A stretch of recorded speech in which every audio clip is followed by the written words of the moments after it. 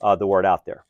The second part of our news conference here, and absolutely not related to what we just briefed on at all, is the conclusion of a 6-month investigation into a drug operation here in Seminole County and throughout Central Florida.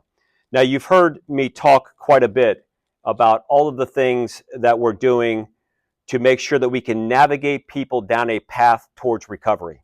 We've got this unique relationship with Advent Health for the Hope and Healing. I think that we've been ambassadors with the support of the governor and the legislature to make sure that more people get access to the life-saving drug naloxone, either Narcan or Kloxxado, to reverse the effects of that. And we've seen some of those numbers come down as a result. Year to date in Seminole County, we've had 139 overdoses or poisonings. That is a 37% decrease on what we were experiencing at the same time last year. We've also had 26 deaths, which is a 19% reduction of where we're at. And we've had an 81% increase in citizens deploying naloxone. We've worked with the governor and the legislature to make sure that we have new laws on the books that hold drug dealers accountable to the fullest extent of the law. And in Seminole County, we've prosecuted 35 people with first-degree murder charges, and we've added some new charges for people dealing drugs, and we revive them with Narcan. We can now hold them accountable for second-degree felony culpable negligence for dealing those drugs. A lot of movement. And I've said that you cannot arrest your way out of this problem, but you can definitely make a significant dent in what's going on by having the laws on the books and having a team of individuals that will enforce and hold the bad guys responsible to the fullest extent of the law. So that's where the City County Investigative Bureau comes in. CCIB, as we call it, is a multi-agency task force consisting of members of our Seminole County municipalities and, of course, members of the Sheriff's Office here. They are working largely in an undercover position, looking at narcotics investigation, vice crimes, all of these things that we talk about quite a bit, but you don't see a whole lot of what they're doing until today. There are 4 agencies in Seminole County who have active participants in CCIB, and that's the Altamont Springs Police Department, Lake Mary Police Department, Longwood Police Department, and the Sanford Police Department. There are several major players that I'm going to talk about that were a part of the people responsible for the guns that are on the screen that are being held by FDLE, the guns that are on the table, and the money and drugs that you see, which are all clearly packaged. Although you can smell them in here, there is no threat because we have fentanyl and other things, again, properly packaged, and they're absolutely no threat to anyone here. The first person we're going to introduce you to is Floyd Akins. Floyd is a 33-year-old two-time felon that we had learned that he was dealing in drug sales and gun sales in Seminole County.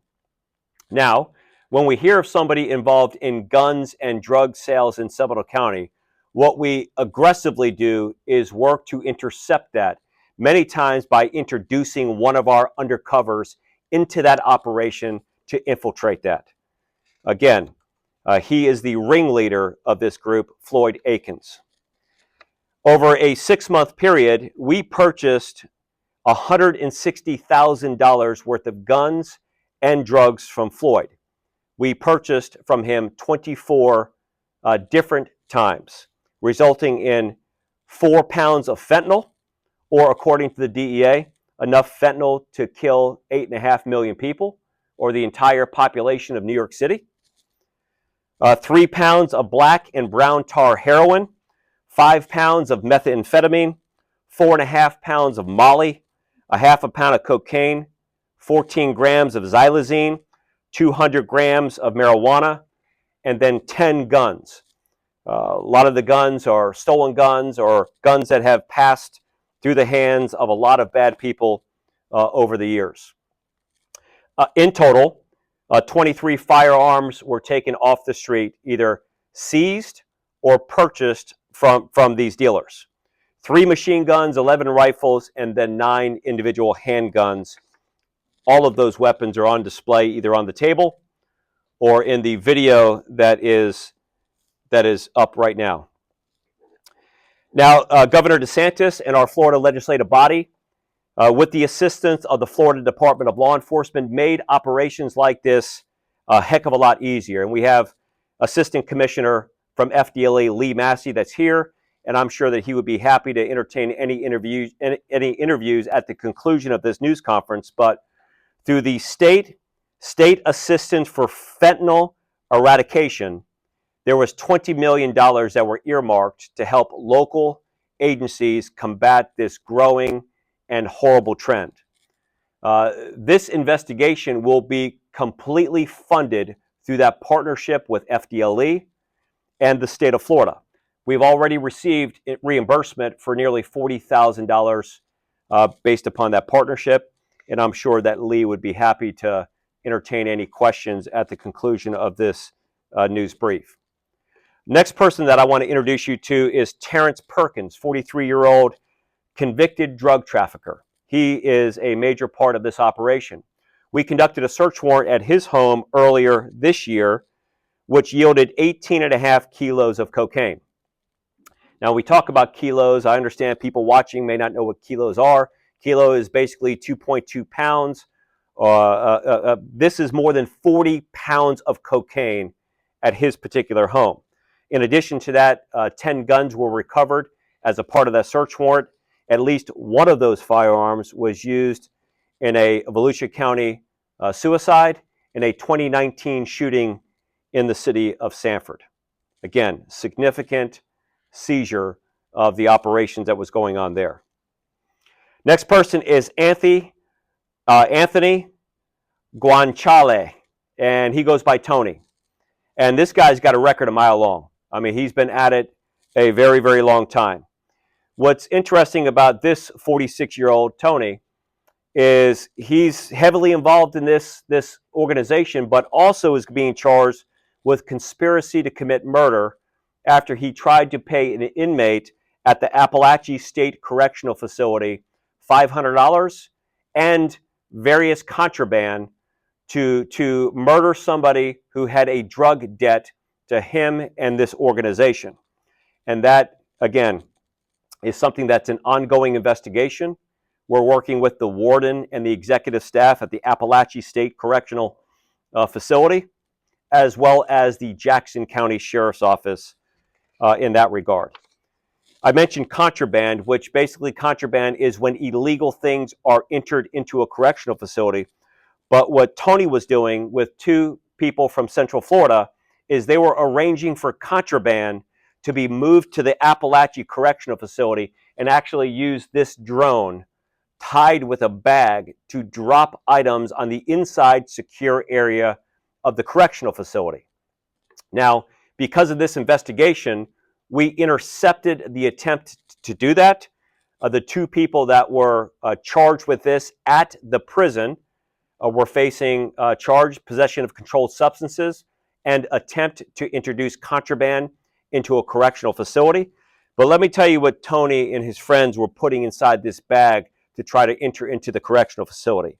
9 cell phones with charging cables, 5 SIM cards to use in the prison computers and tablets that they use for their classes, 5 SIM cards, 1 mobile hotspot, 48 grams of bath salts, 85 Suboxone strips, 2 pounds of tobacco, and a variety of razors are all put into this bag, flown in this drone, and then dropped inside of the correctional facility for the inmates to have free access to contraband.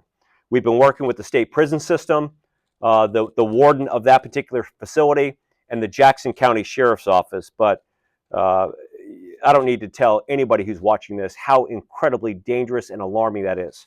This investigation helped us intercept that and make sure that that never made it on the inside of the facility. God knows how many times they've been successful in the past, but this time they were not successful. Next person that we want to introduce you to is Antoine Davis, 43-year-old UPS manager in Longwood. How convenient is that to serve as a manager of a local UPS store? Because when the fraudulent addresses that were being listed on the drugs that were being sent in, he would intercept the packages, never get it to a driver making delivery, and actually deliver it himself. So he's the manager of UPS, working in this drug trafficking organization, intercepting the packages and delivering those packages themselves. In total, 33 arrest warrants. 20 of those individuals are in custody now. 13 are outstanding. We will ask for the public's assistance on the 13 that are outstanding, and we'll make sure that that is clear. But here's a list of the people who we're trying to locate it now. They're wanted as a part of this ongoing in-depth investigation that I'm talking about right now. We also simultaneously executed 6 search warrants this morning, 5 in Seminole County, 1 in Orange County. Again, a significant collaboration and partnership. I can't underscore the importance of that enough. Both with the kidnapping murder investigation we're working, as well as this case right now. The folks that work in CCIB, these are just absolute superstars that are working around the clock, that because of the nature of their position, they get no recognition, they get no fame, they get no thanks, and any name that they would give you is not their real name anyway. So again, they are incredibly passionate about taking bad guys to jail and do a heck of a job doing it. Various sections and departments within the Seminole County Sheriff's Office also participate to help support an operation like this, as well as our city agencies throughout Seminole County. All 7 municipalities and their teams work hard to make this happen.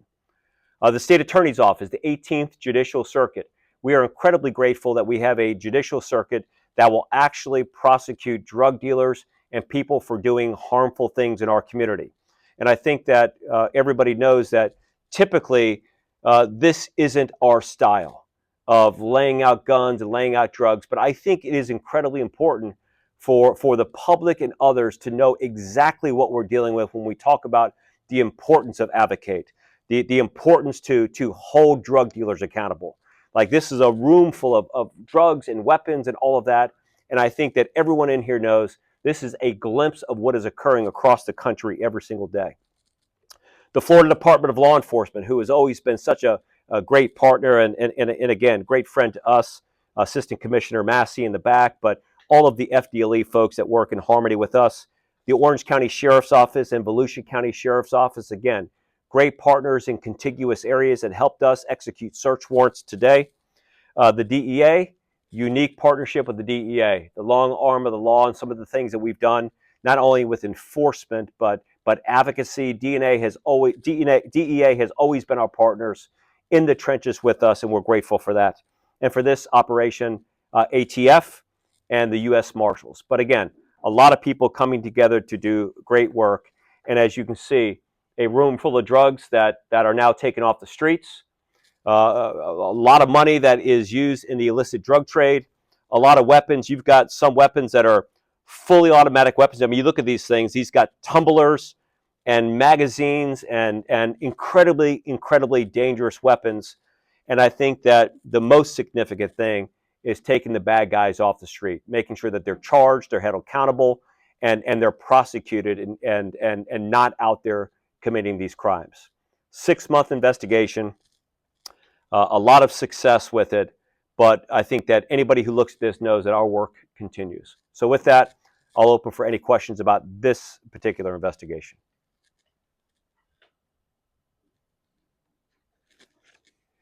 Okay. Again, thank you for the partnership. Again, thank you to FDLE for funding this. That program is absolutely wonderful. And then what we'll do is on the update on the Aguas Vivas case, we'll make sure that we provide whatever we can in writing and let you know where that goes. I will say that at this point, who we feel the dangerous people who are involved in that case are now off the streets. And I think that when we saw this video, we knew the significance of it. Our main charge at that time was to get these dangerous people off the streets as quickly as we could. And I want to just take another moment to thank our detectives and investigators and partners for that, because they were able to make this case, or at least a good portion of this case, before any form of evidence came in, any records, anything. It was good police work that tracked down suspects and individuals. This started with a green vehicle with no identifiable tag and a person wearing a hood, and resulted in a little more than a week with what appears to be all parties off the street before an overwhelming amount of the records can even come back. In this particular case, the records are being used to support our investigative strategies and efforts, not the other way around. And I think that that's nothing short of remarkable, and I'm incredibly proud of our team to be able to do that. So, Sheriff, circling back to the drug case, I did want to ask, what tipped you off to that beginning, that 6 case? So, we hear in the community, our undercover units are plugged in with the community. They hear and they run in circles where bad guys would run and talk. And what bad guys like to do is they like to brag. So a little bit of bad guys beating their chest make these things identifiable to us. And that's where the police work of trying to intercept and get somebody within that. So really it's just started as a minor conversation out in the community, and then a follow-up on our part. It would be so easy not to follow up on half the things that we hear, but following up yields good, positive rewards when it comes to that. Thank you, guys. Thank you, Sheriff.